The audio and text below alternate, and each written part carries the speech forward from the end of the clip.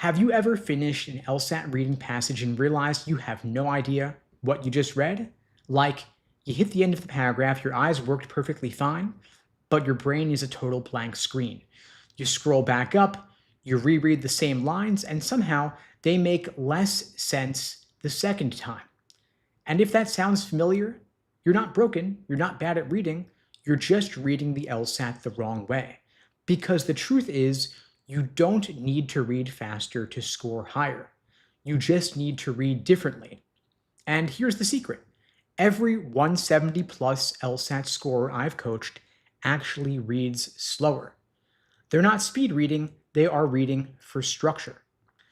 And that one shift from reading words to reading structure is what turns reading comp from this giant anxiety factory into something predictable, almost mechanical. So today's class is about that shift. I'm going to show you how to read LSAT passages without speed reading. We're going to throw out the idea that you need faster eyes and replace it with something 100 times more powerful, a system for clarity. By the end of this session, you're going to be able to slow down, understand more, and actually finish the section with time left over.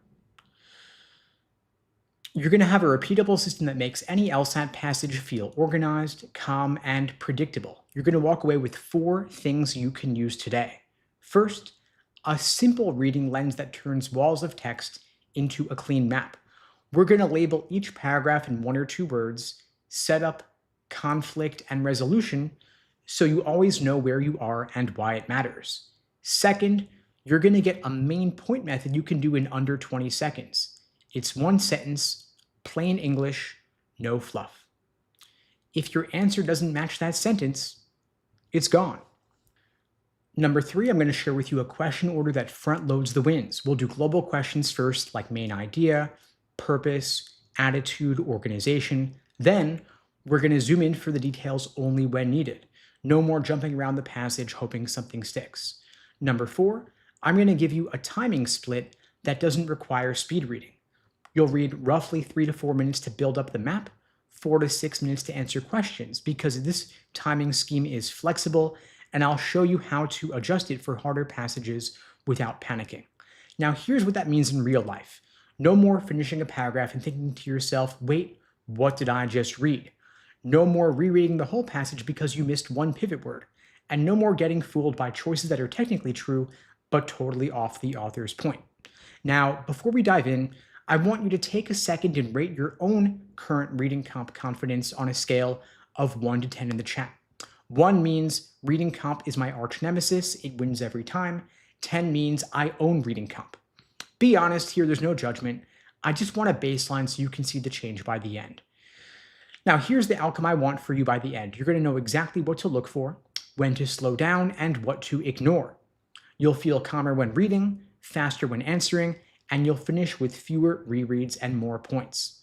So the shift here is going from reading sentences to reading for structure, and I'm going to share with you the mental model that makes that happen.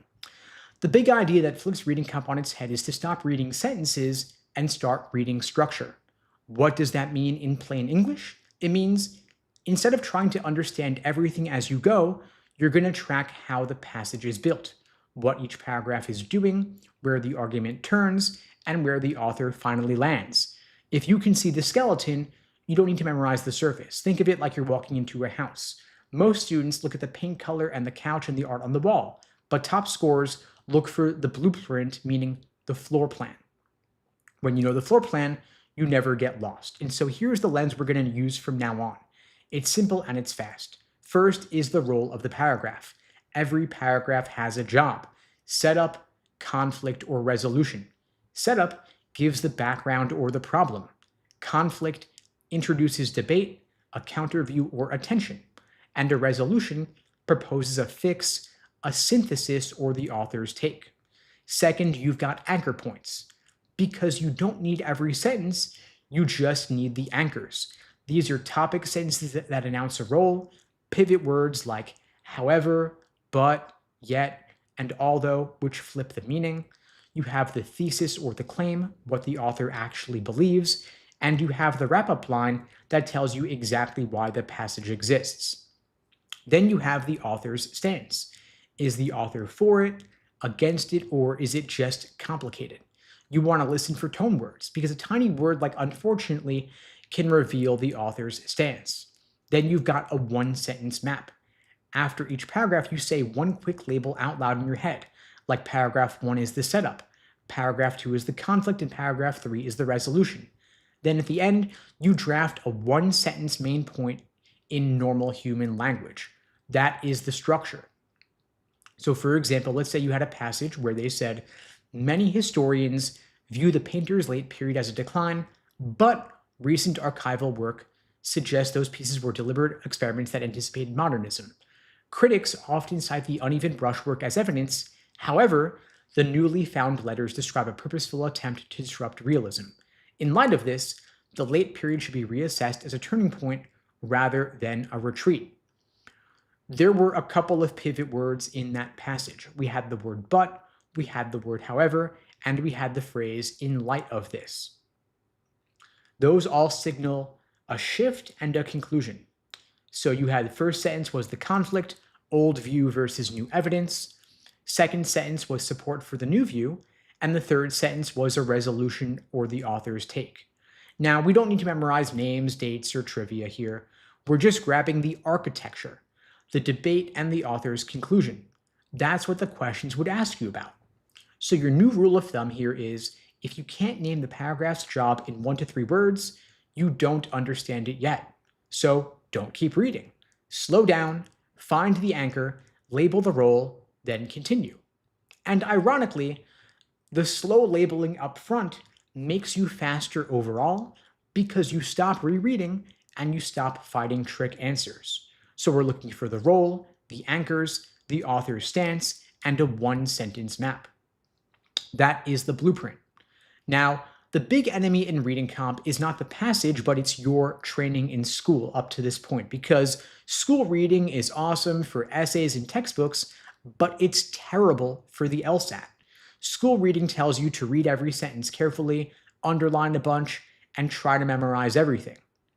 But on the LSAT, that approach is the wrong tool for the job because school rewards coverage and the LSAT rewards control. School's asking, did you read it all? The LSAT's asking, do you understand how it's built? In school, the goal is to absorb content so you can discuss it or write about it later. On the LSAT, your goal is to locate the structure so you can predict and eliminate choices right now. If you read to absorb everything, you're going to drown in the details. But if you read to map and get the structure, you can pick the right answer calmly. Another key difference is the unit of meaning. In school, the unit is the individual sentence. On the LSAT, the unit is the paragraph's job. Is it setup, is it conflict, or is it resolution, and is it what is the author's stance? If you're looking on an individual sentence level, you're gonna miss the argument. If you track the jobs, the passage suddenly makes sense. Another key difference is when you are evaluating what you're reading. In school, they're asking, can you summarize the facts? On the LSAT, they're asking, can you ID what matters and ignore what doesn't? And that skill of strategic ignoring, it feels weird at first, but it's what top scorers do constantly. Now, I know some of you are thinking, if I don't read every detail, won't I miss something important? But the truth is the LSAT repeats what's important. Important ideas are going to show up as thesis statements, pivots like however, and summarizing lines. Details that aren't important are going to get buried. Your job is to trust the architecture, grab the anchors, label the roles, and only dive in for details when a question demands it. Now I'm going to read a passage in 2 different ways. First, the school reading way, and then the LSAT reading way. First paragraph. Early climate models were criticized for their limited regional sensitivity, which purportedly undermined their utility for policy design. However, subsequent iterations incorporated higher resolution data and ensemble techniques, allowing for... I'll stop there. How's your brain? If you're trying to hold in all that detail like regional sensitivity, utility, ensemble techniques, and we're not even at the point yet. Now let's try it the LSAT reading way. Same content with a lens for structure. If they say, some people used to doubt climate models. However, newer versions fixed the flaw, therefore, we should rethink their value. If you feel that difference, we're keeping the argument, not the jargon. We heard the conflict, used to doubt, the pivot, the keyword however, and the resolution, newer versions fixed it. Therefore, we rethink the value. That is the map. If they ask for a detail later, we go fetch it with our blueprint or our map in mind. Now, you don't need to memorize the nouns to win, but you do need to track the verbs, what each paragraph does. The setup, the conflict and the resolution, the thesis, the pivot word, and the wrap-up. Those actions are what the questions test. So if you've been finishing passages and thinking to yourself, I remember sentences but not the point, it's not you, it's just how you're reading.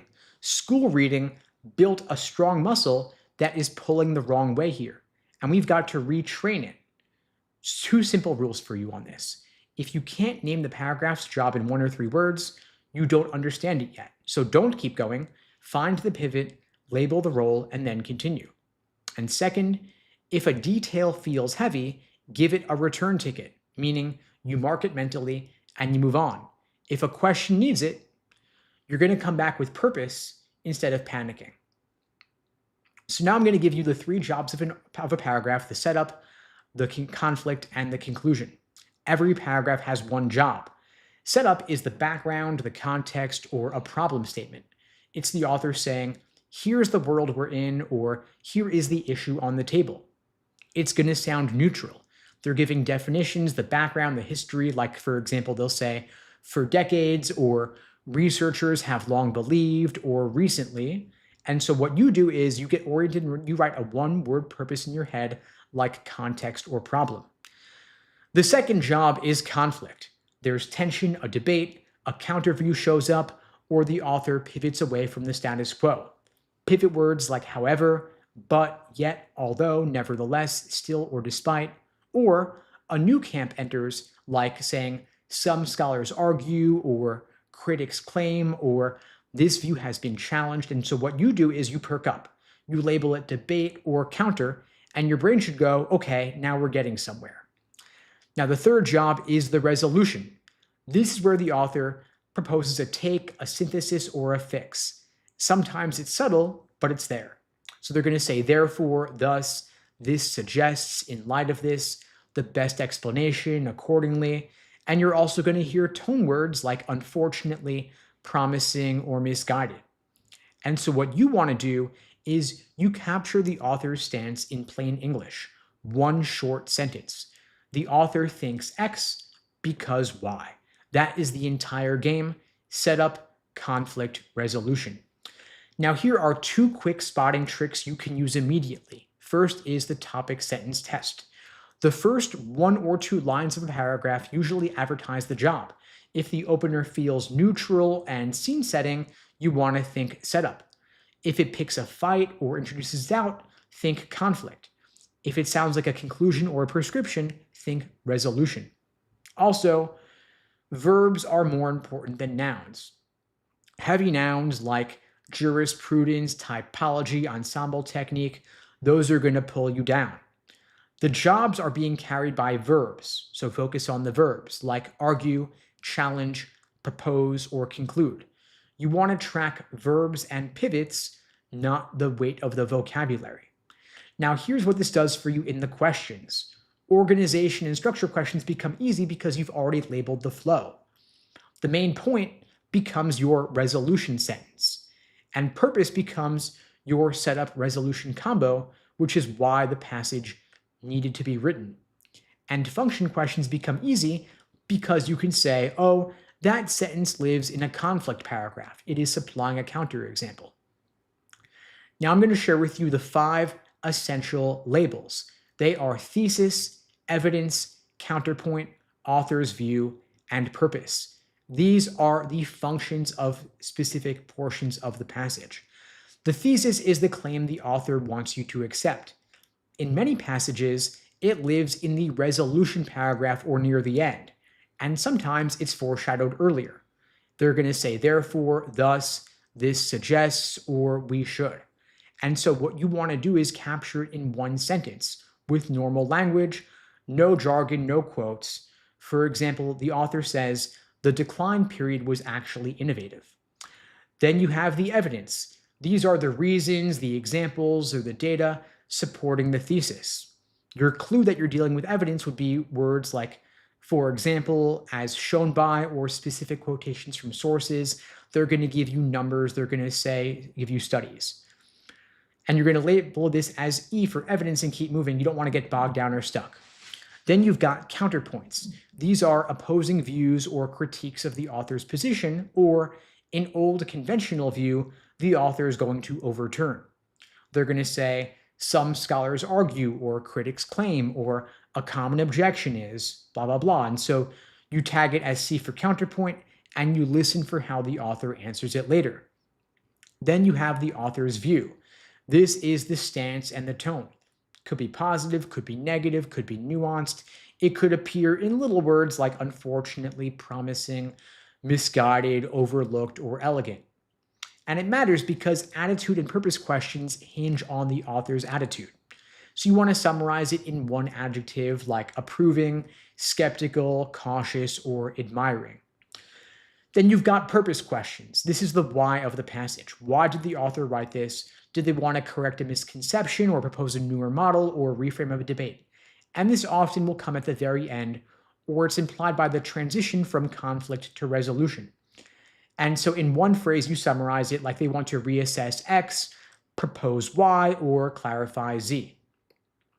Now, setup paragraphs often contain the seeds of the purpose, why the topic matters, and sometimes counterpoint seeds like existing views to help set the stage. The conflict paragraph will almost always contain the counterpoint and frequently the evidence for that counterpoint. Then the resolution houses the thesis plus the evidence for it and reveals the author's view most clearly. And so when you read with both the jobs and the labels, you might have paragraph 1 is the setup with the old view of the counterpoint plus a hint of purpose. Paragraph 2 might contain a conflict and evidence for the critics, and so on. Now, here are 2 common mistakes in how we fix them. The first mistake is confusing evidence with thesis. Students often grab the proof and they think it's the point. You want to keep those separate. The fix here is to see if you see at the end of the paragraph with thus, therefore, or in light of, that's going to likely be the thesis. So you want to ask, is this the claim or is it just a reason for a bigger claim? The second big mistake is missing the author's view because it's only a tone word. A tiny word like unfortunately can flip an entire paragraph from neutral to critical. So when you hear a tone word, pause for half a second and tag it with A for author. And that micro pause will save you on attitude and purpose questions. The students who do the best on reading comp, they mark very little and sometimes not even at all. And so for this reason, you don't need to mark every single sentence. You've got to catch the anchor points, the places where meaning lives. If you miss the anchors, the passage becomes a bit more slippery. And there are 4 anchors we need to focus on. That's it. The first anchor is the topic sentence, the opening 1 or 2 lines that announce what the paragraph is going to do. It usually tells you the paragraph's job. Is it setup? Is it conflict? Is it resolution? And so as you read the first line, silently label the job in 1 to 3 words. Is it context? Is it debate? Or is it resolution? If the opener is neutral info, think setup. If it picks a fight, think conflict. If it sounds conclusive or prescriptive, think resolution. Your second anchor is the pivot.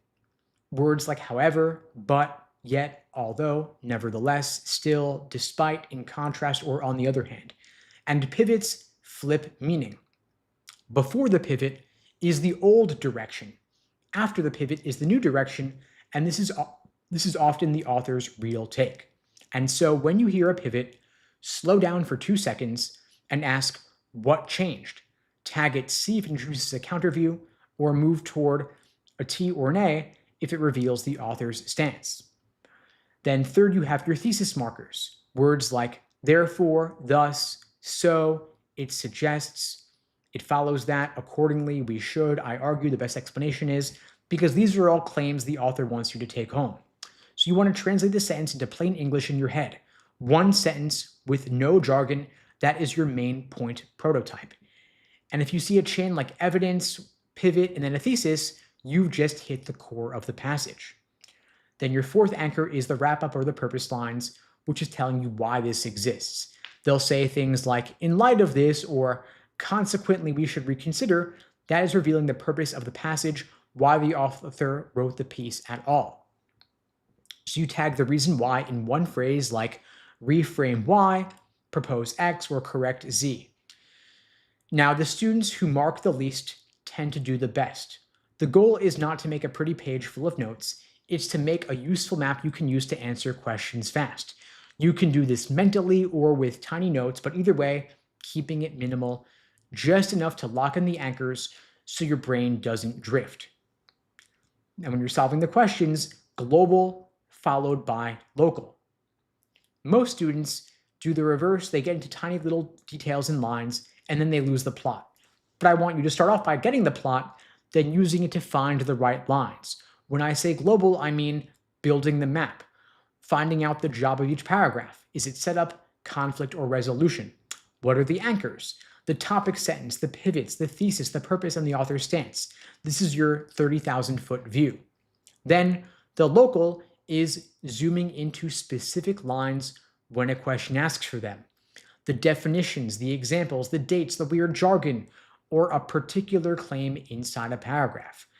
If you start off local, you're guessing at what matters, but you don't really know. But if you start global, you know what matters and where it lives.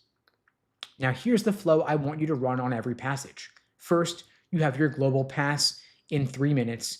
You're reading for the jobs and the anchors. You're articulating a one-word purpose per paragraph. You're underlining one thesis line, bracketing the pivots, tagging for the tone. Then you're drafting a one-sentence main point in plain English. Then you sweep the questions global first, local sentence.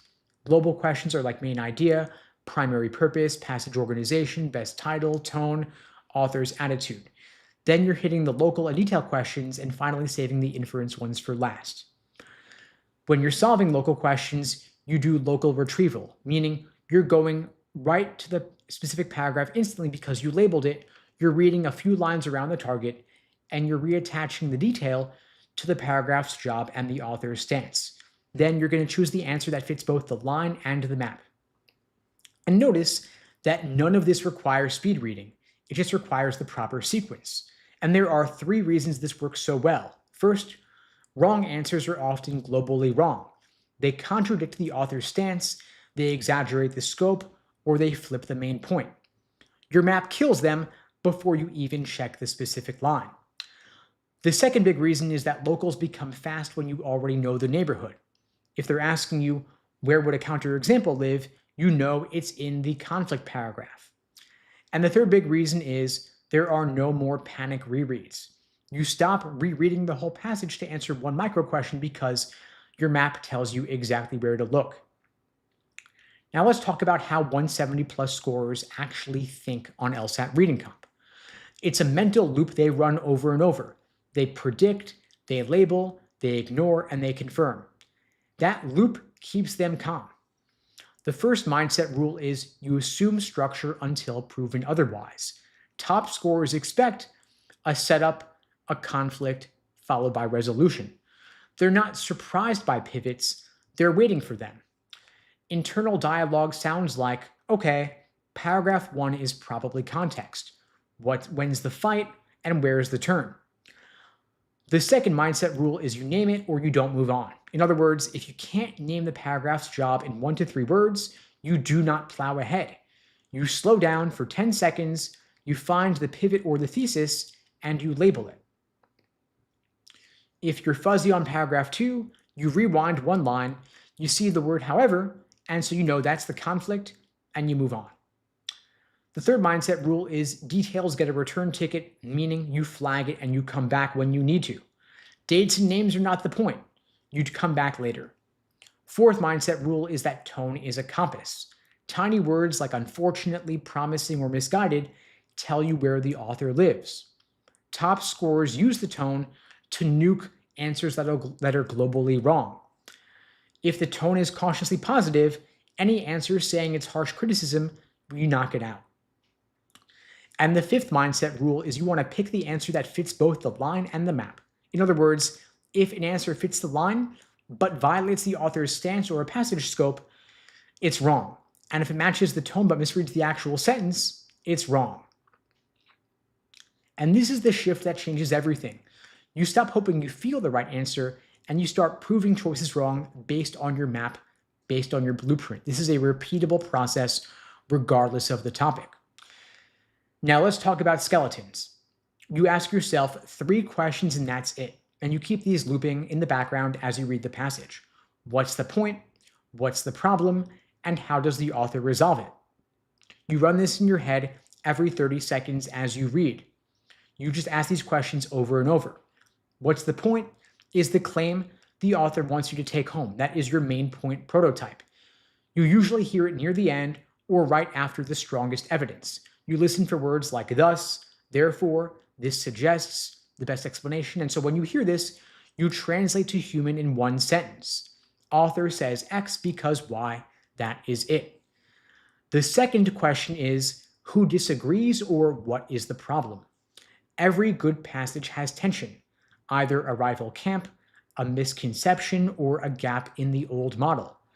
You want to listen for words like however, but, critics argue, despite, or nonetheless. When you hear this, you name the opponent or the obstacle in 3 to 6 words, like data seems inconsistent or critics say it's trivial. Then finally, you ask the third question, how does the author resolve this? This is the move the author makes to answer the pushback. New evidence, reframing, a better explanation, a condition, or a synthesis. You listen for keywords like therefore, thus, in light of this, best understood as, or a more accurate view. When you hear this, you ID the resolution type, like new evidence, a reframe, a condition, or a synthesis, and you state the author's stance in one short line. If you can answer those 3 questions at any time, you're never lost and you've got the core.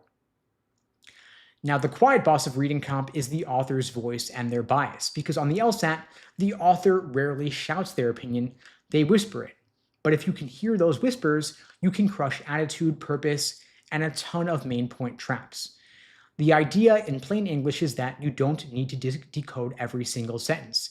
You've just got to ask how the author feels about the main claim or the debate. And that feeling, like positive, negative, or neutral, acts like a compass. It tells you which answers can't be true even if they sound smart. So you tag voice with a 3-symbol system, plus, minus, or equals. Plus is approving, optimistic, or supportive. Minus is critical, skeptical, or dismissive. And equals is kind of in the middle, mixed or nuanced or cautious. Just pick a symbol, plus, minus, or equals, and you move on. Now the question is, how do you hear that voice? You listen for the tone words, little adverbs and adjectives that the LSAT loves. They'll be near the thesis, near the pivots, or in wrap-up lines. Positive words, I'll give you a list here. Promising, fruitful, compelling, elegant, illuminating, persuasive, significant, robust, foundational, overlooked, richness, and underappreciated. Negative words, where the author is pushing back, would be like misguided, untenable, flawed, merely, only, simplistic, naive, exaggerated, overstated, premature, or trivial. And neutral words would be like nonetheless, limited, tentative, partial, contingent, conditionally, or to a degree. And rewind if you missed any of those later. Now, one tone word can flip the whole paragraph. Now let's talk through common mistakes. The first big one is chasing every detail. If you've ever caught yourself underlining half the passage, trying to memorize names, dates, and weird terms, then you're finishing the paragraph and thinking to yourself, what's the point? That's this mistake. If you try to hold everything, you drop everything. Reading comp does not reward memory. It rewards control. And control comes from structure, not details. Now, detail chasing is like when you underline 3 examples in a row because they look important. You pause on a technical phrase and reread it twice, even though you don't know how it connects. Or you finish paragraph 1 and you can recite a date, but not what the author is trying to do. Now, this is going to kill your score because, first off, details aren't a map. Examples, dates, and quotes are only evidence. They support something. But without the thesis in the paragraph's job, you don't know what they support. The second big issue is that details multiply. Every passage has more details than you could ever store. And if you try to hold them, your working memory floods and you panic. Your accuracy drops and your speed drops. The third big issue is that details are weaponized in wrong answers. The LSAT loves true but irrelevant traps, statements that appear in the passage but do not answer the question asked. If you chase details, those traps feel familiar, so you pick them. So instead, we label, we anchor, and we defer. You label the paragraph's job in 1 to 3 words, again, setup, conflict, and resolution. You anchor the pivots and the thesis, you bracket the turn, and you underline the claim. Then you defer the example, meaning you give it a return ticket, like you'll come back if a question asks for it. So you find the point first, and you get the example later. Now, a pivot is a turn signal. One tiny word flips it around. If you miss the pivot, you're going to read the old view and choose the opposite of what the author actually believes. Before the pivot word is the old direction, and after the pivot word is the real direction. Classic pivot words are words like however, but, yet, although, nevertheless, still, despite, in contrast, on the other hand, rather than, instead, nonetheless, or whereas. These are your score words. If you hear one, you should pay attention and sit up straight. And when you hit a pivot word, you want to run the 2-2 rule. Take a 2-second pause, don't rush, and treat the pivot like a yellow light. You're asking 2 questions here. From what to what? So the direction before the pivot and the direction after the pivot, the new job, the new direction. Then you label the paragraph's job, likely a conflict or a resolution, and then you move on. So for example, let's say we had a passage where they said, many historians view the reforms as minor housekeeping. However, docket data shows access expanded. So we're going from what? Minor housekeeping to what? Access expansion, more significant. So the job here is a conflict, and we know a resolution is going to emerge. So when you're marking, even if minimally, you want to make the pivots loud. You bracket the pivot word itself, or you jot it down in your notes like however or but. You underline the first clear thesis that follows, and if the tone shifts with it, you tag plus, minus, or equals for positive, negative, or neutral. And that is it. Just one bracket, one underline, one tag of the tone. So now that you can map a passage, we're going to jump into the questions because not all questions are created equal. Some love the global map, others require a more local fetch going back to the passage. So 2 big families, global and local. Global questions include main point, primary purpose, passage organization, title, tone, author's opinion. These are all the new pivot after the fact. Main point questions ask, what is the author's central claim? To answer it, go back to your 1-sentence thesis, usually near words like thus and therefore. For purpose words, asking why did the author write this, for those questions, it's asking for the author's why at a 10,000-foot view. Then for attitude and tone questions, they're asking you how does the author feel? You're using your plus, minus, or equals tag from earlier. And for the organization, structure, tone questions, they're asking how is the passage built? So you're going off of your labels here, setup, conflict, and resolution. Those are all global. Then separately, we have local questions, like for example, function, role of a sentence. They're asking you, why is this line here?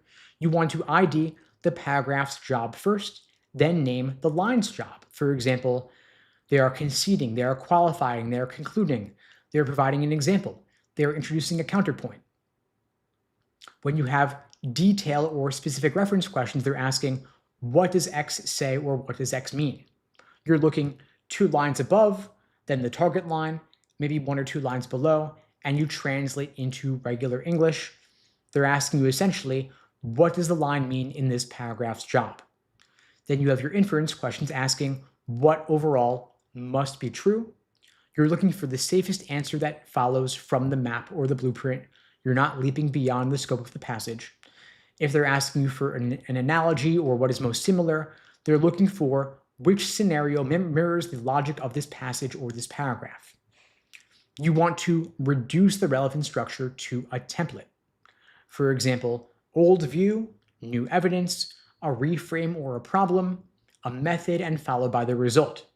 You want to match the template, not the nouns, not the topic. Your job here is to ask, does this option preserve the sequence and the turn or the flip?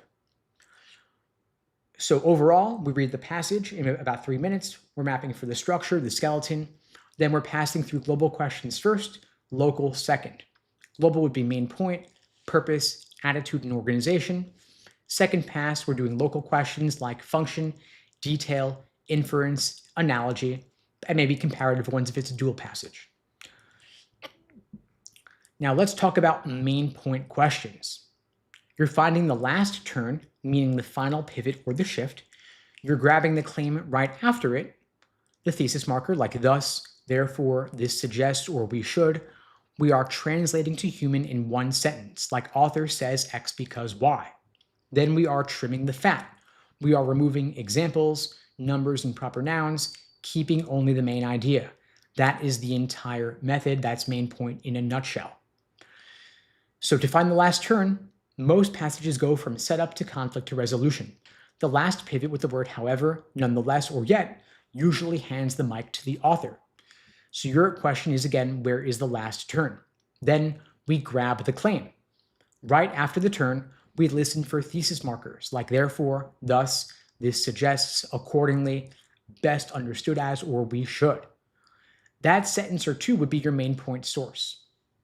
Then we translate to human, we remove the jargon, the quotes, boil it down to one sentence. Author says new view because reason or evidence. Then we trim the fat, we strip out the names, the dates, and the lists, keep only the direction and the why.